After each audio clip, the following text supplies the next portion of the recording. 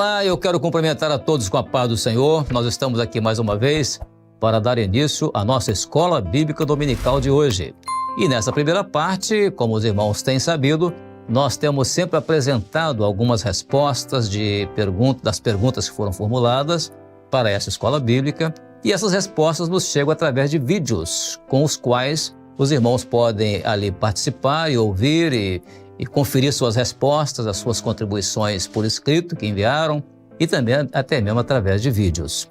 E nós vamos então dar sequência ao assunto que tem sido orientado pelo Senhor e que tem sido um verdadeiro alimento espiritual para a igreja nessa última hora, que é o conteúdo doutrinário, profético e de ensinos existente no livro de Cantares de Salomão. Nós não estamos repetindo Cantares de Salomão, não, nós estamos aprendendo cada vez mais aquilo que está relacionado ao título, né, o tema da nossa escola bíblica, que é Preparo da Igreja para o Arrebatamento. Estamos então nos baseando no livro de Cantares para falar sobre esse assunto. E a nossa base bíblica hoje é o livro de Cantares, capítulos 4 ao capítulo 6, do 4 ao 6. Vamos então à nossa primeira pergunta. A nossa primeira pergunta diz assim: lendo Cantares, capítulo 4, versos de 1 a 5, vemos profeticamente a demonstração de amor do noivo Jesus pela noiva igreja. Essa é uma afirmação. A nossa tarefa é: identifique algumas dessas expressões, fazendo a aplicação profética de cada uma. E quem vai fazer essa identificação, fazendo a aplicação profética, é um grupo de jovens. E esse grupo de jovens é lá da nossa igreja no estado do Rio de Janeiro, a igreja em Nova Iguaçu. E lá em Nova Iguaçu, os nossos irmãos jovens vão fazer ali uma consideração muito boa a respeito da resposta dessa pergunta. E eu quero cumprimentá-los com a paz do Senhor. Jovens, a paz do Senhor, podem falar. A paz do Senhor Jesus. Lendo Cantares, capítulo 4, versículos de 1 a 5, vemos profeticamente a demonstração de amor do noivo Jesus pela noiva Igreja Fiel. Identifique algumas dessas expressões, fazendo a aplicação profética de cada uma. Eis que és formosa, amiga minha. O noivo vê a noiva formosa, porque a beleza dela está na santidade. Ela é branca como a neve e ele a ama.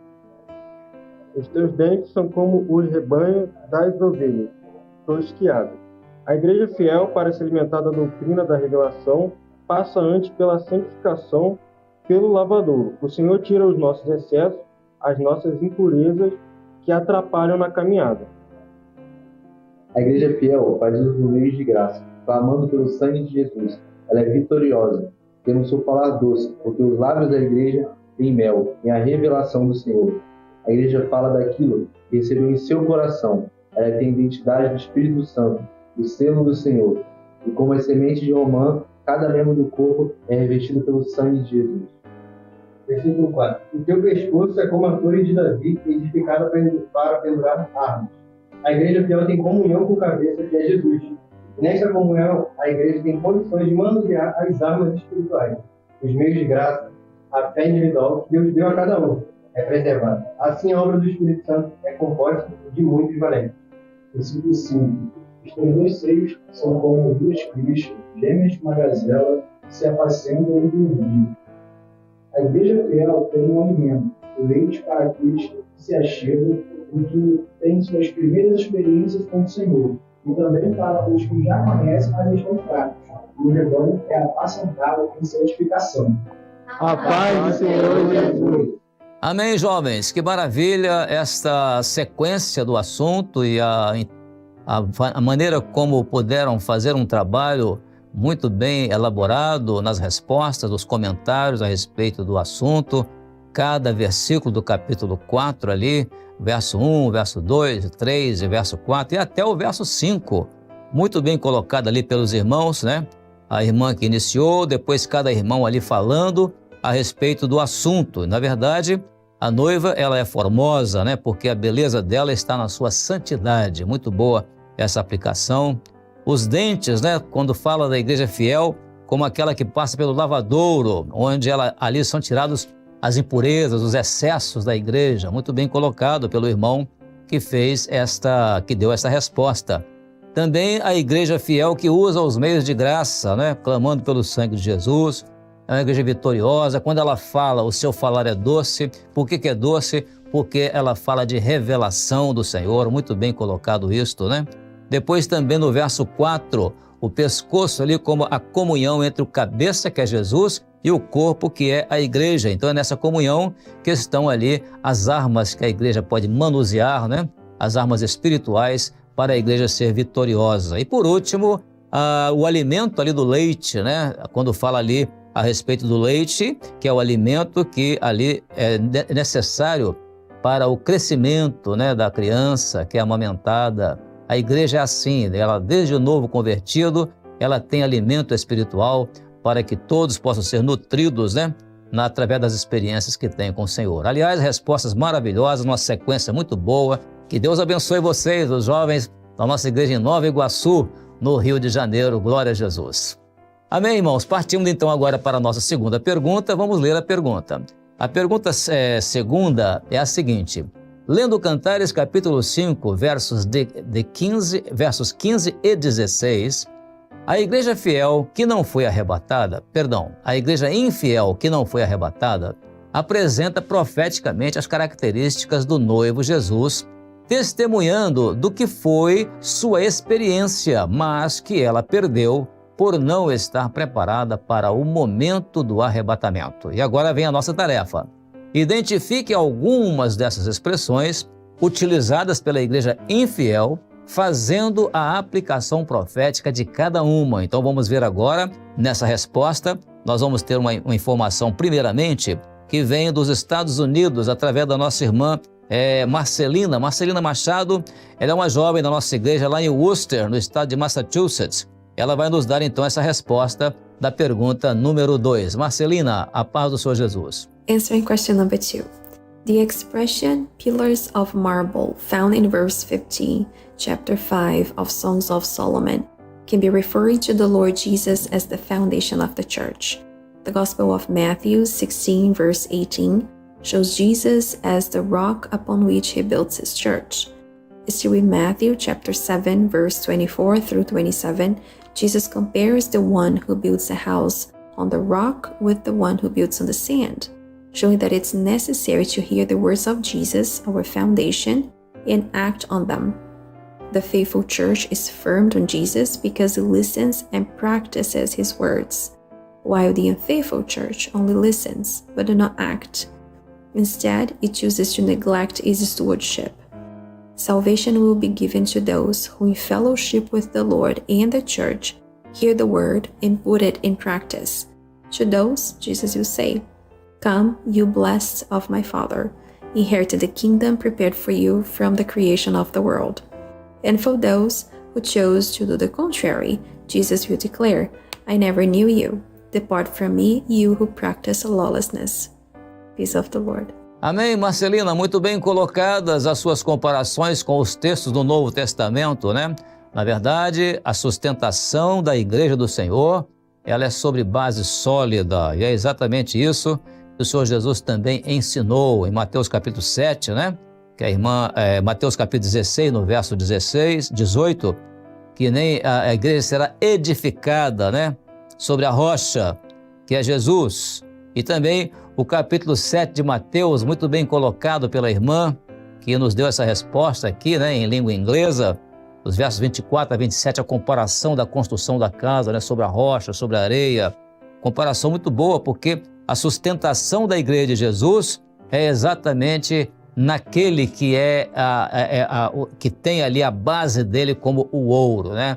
Colunas de mármore, mas a base é ouro. É muito interessante essas colocações feitas pela irmã, e isso foi muito bom na sua resposta à pergunta número 2. Deus abençoe então, Marcelina, e a nossa igreja também, né, os nossos jovens, a nossa igreja lá em Worcester, lá no estado de Massachusetts, nos Estados Unidos. Glória a Deus, obrigado pela sua participação. Muito bem, irmãos, agora partindo para a terceira pergunta, e essa sim, essa nós teremos 2 respostas. Vamos ler então a terceira pergunta. Ela diz assim: lendo Cantares capítulo 6, verso 1, Israel pergunta profeticamente à igreja infiel para onde foi o amado Jesus. Ponto. Agora vem a pergunta: qual a aplicação profética da expressão para onde virou a vista o teu amado, e o buscaremos contigo. Muito interessante a expressão ali relacionada a Israel, mostrando em razão da expressão que foi usada antes, chamando Israel ali na figura profética de filhas de Jerusalém. Então, por isso a expressão Israel na pergunta é em razão exatamente da expressão usada antes no livro de Cantares de Salomão, de uma forma poética, chamando ali de filhas de Jerusalém. Então vamos ver essa resposta. Primeiramente, lá do estado de Minas Gerais, o Lucas Vieira vai nos dar uma resposta. Ele é diácono da nossa igreja lá na cidade de Três Pontas, lá no estado de Minas Gerais. Depois vamos ao estado do Espírito Santo e lá nós teremos a Letícia Bertoldo.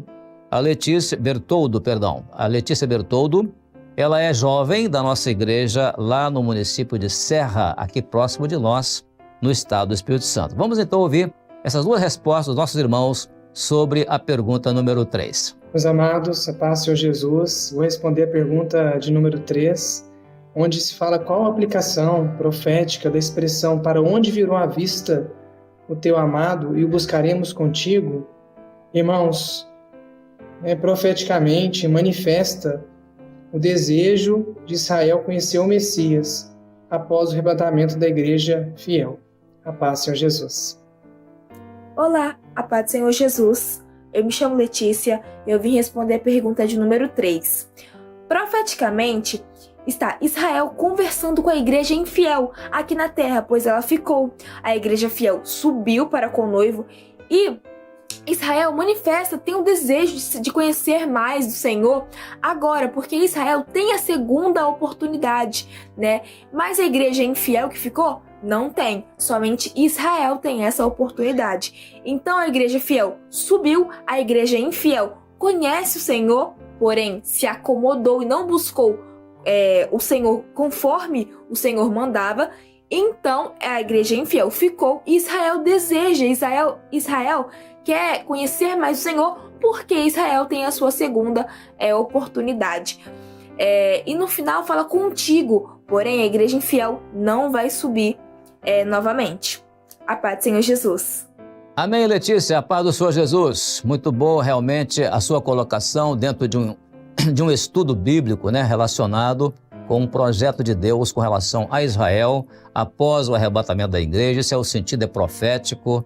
Nós não estamos aqui entrando nos detalhes a respeito. Quando falamos de Israel, estamos falando no sentido profético e a sua resposta foi exatamente esta, né?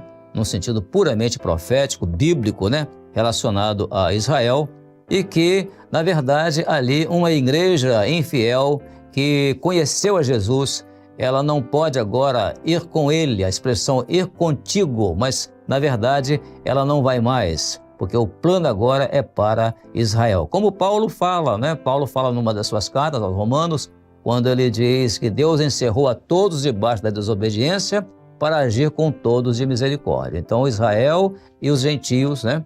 Vai haver um momento em que Deus dará uma oportunidade de salvação para Israel. Muito bem colocado na sua resposta. E também o Lucas Vieira, que é o nosso diácono lá de Três Pontas, em Minas Gerais. Lucas, a expressão ali era exatamente isso, era profeticamente manifestando o desejo de Israel de conhecer aquele que eles esperam, né? A esperança de Israel é no Messias, né? Eles não creram em Jesus como Messias, mas um dia eles terão a oportunidade de crer em Jesus como o Messias que vem para Israel. Muito bem colocado na sua resposta, viu, Lucas? A paz do Senhor, glória a Deus. Sim, irmãos, portanto, agora vamos à nossa pergunta para as crianças intermediárias e adolescentes, que é a nossa quarta pergunta, que diz assim: lendo Cantares, capítulo 6, do verso 9, faça uma comparação com o que está escrito no livro de Atos, né, Atos dos Apóstolos, capítulo 2, verso 17. Quem vai nos dar agora essa resposta será um grupo de irmãos. Primeiramente, nós vamos lá na Espanha. E quem vai nos responder na Espanha é o nosso querido adolescente, né? O Pedro Ribeiro. Ele reside lá no norte da Espanha, na cidade de Irún, onde temos uma igreja muito florescente lá naquela região, né? Chamado Países Vascos. E ali, portanto, o Pedro vai nos dar esta informação, uma dessas respostas. Depois nós vamos ao estado da Bahia, onde ali a classe de crianças, lá em Teixeira de Freitas, também tem uma resposta. E aí nós vamos então passar um momento em que nós vamos ouvir uma resposta muito especial, que é de um bebê.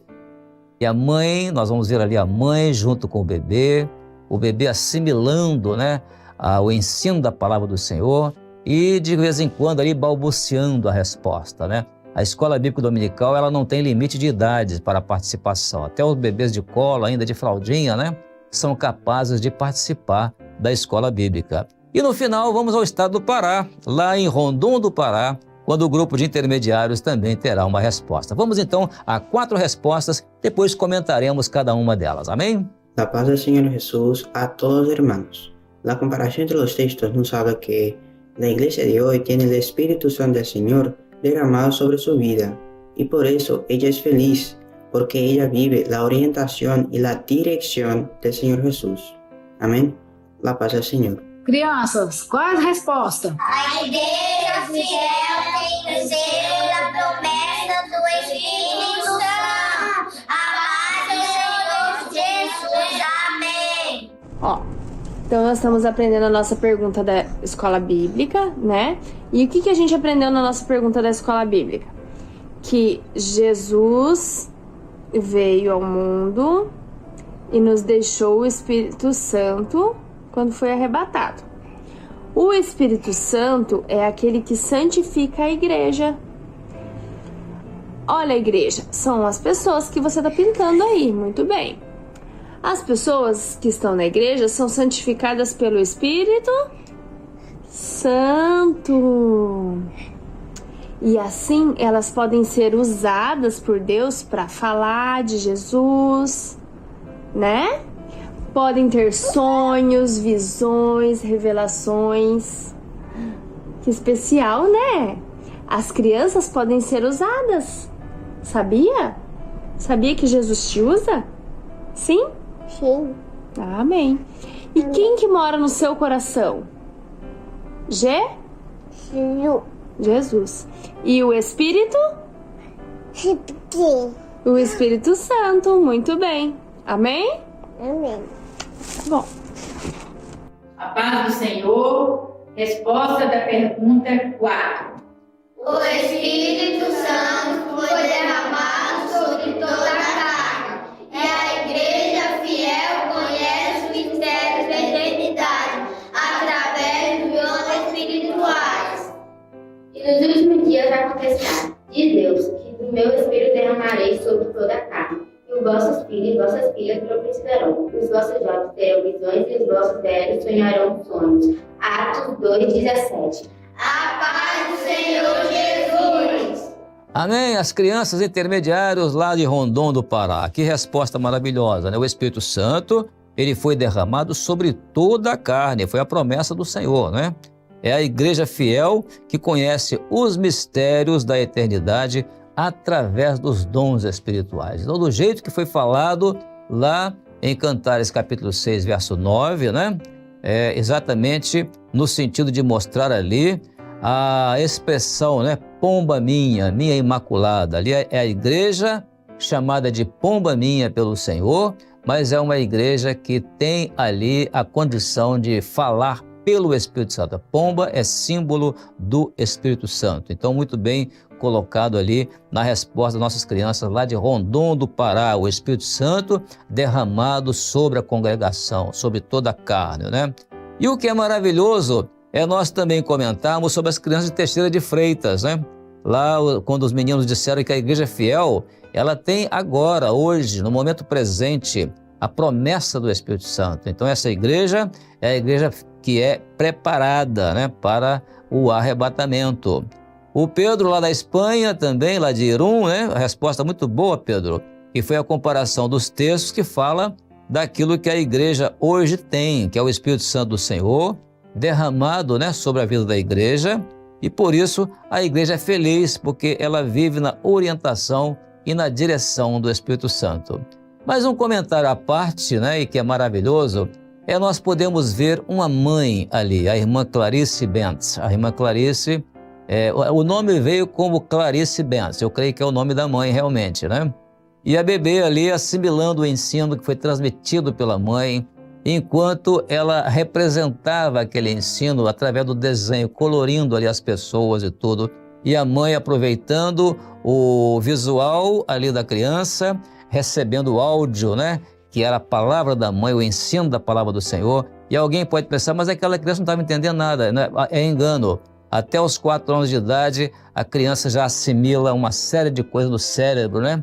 Tem um estudo muito apropriado a respeito disso. E nós ficamos maravilhados de ver ali as reações dela, falando do nome de Jesus, falando sobre o Espírito Santo, falando amém. E era exatamente nesse momento que Deus estava operando grandemente ali. É maravilhoso ver como os pais têm levado, os pais, as mães, né? Têm levado para os filhos o ensino da Escola Bíblica Dominical. Isso é coisa gloriosa. A nossa irmã ali do estado do Paraná, a igreja de Campos Mourão, né? Lá no estado do Paraná. Foi maravilhoso isso. Deus abençoe, louvado seja o nome do Senhor.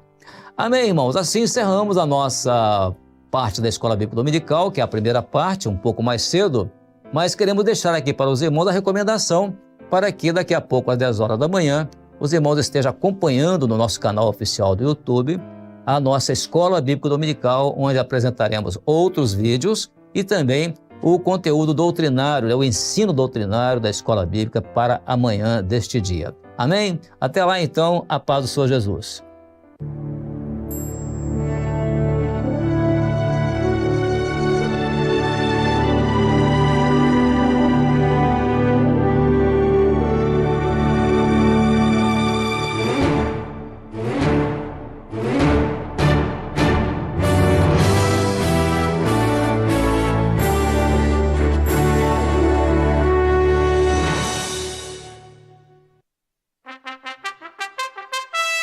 Thank you.